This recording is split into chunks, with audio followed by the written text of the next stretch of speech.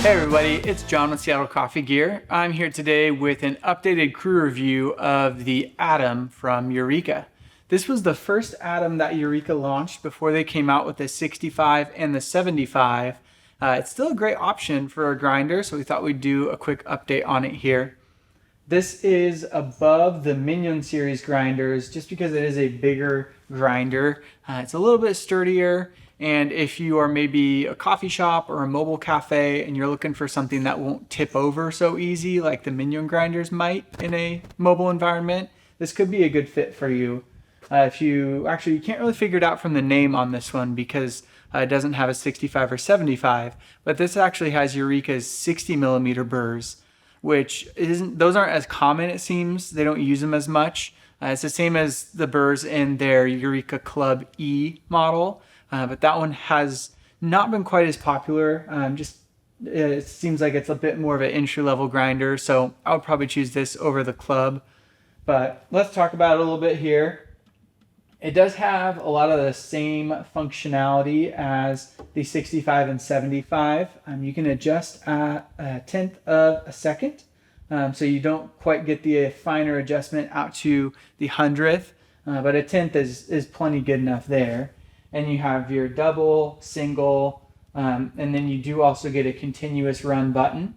And then you can lock your dose by just pressing the plus and the minus at the same time. So you do have some options there. It doesn't quite have the same level of programming or counters as the 65 or 75 do, but you still get your shot counters up at the top here. So it's a little bit more similar to the Zenith or the Olympus grinders that Eureka makes. One of the claims to fame when this first launched was just how quiet it is. So I'll run it a little bit here, and hopefully you can hear how loud it is compared to me talking.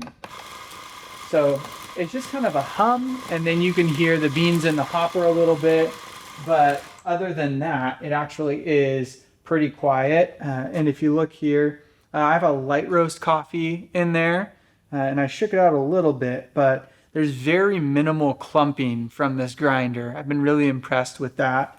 Doesn't really affect the quality in the cup, I've found, but it does make it a little easier to redistribute and to get a nice even surface for tamping. Nice and fluffy, not a lot of large clumps or boulders or anything. And as you just heard, it's pretty darn quiet. And I was getting, depending on the coffee, I had this at home for a while, and I was getting about 14 seconds for about a 20 gram dose. And that was probably like a 28 second double shot, around 40 grams out. So grind speed isn't blazing fast, but if this is a secondary grinder, a backup grinder, it does more than enough for home or for mobile use. It's definitely not going to be as fast as a 65 or 75, but that's why those grinders came out. So this is priced accordingly as well. One little quirk about the programming and about just kind of usability every day is if you start the grinder, you have to press that double shot button again to stop the grinder. And then if you press the double shot button again, it'll start it. And then to reset it, you just press the continuous run button there. So that was one quirk that took me a little bit to get used to, but after I had the grinder for a week or so, I did kind of figure that out and get used to how the grinder was operating. So not too much of a concern there, but it's definitely something that took me a bit to get used to. Let's tear out my portafilter and show you some of that grind speed in real time.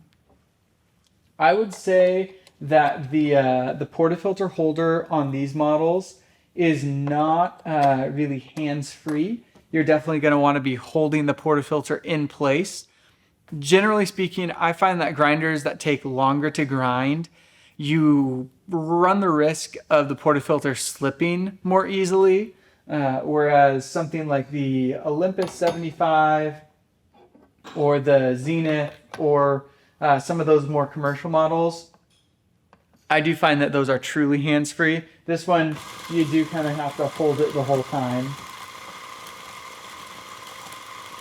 I think this basket's a little small, so I'm going to pause there, show you my grinds again, so you can see we're looking pretty fluffy, pretty consistent. Level it out. And go back to the second half.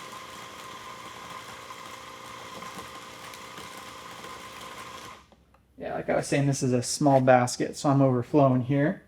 But in 14 seconds, that was 21.5 grams.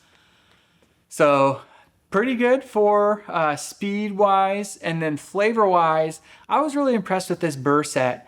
For a long time, I was thinking that 65, 75, you had to spend that much money to get good tasting espresso.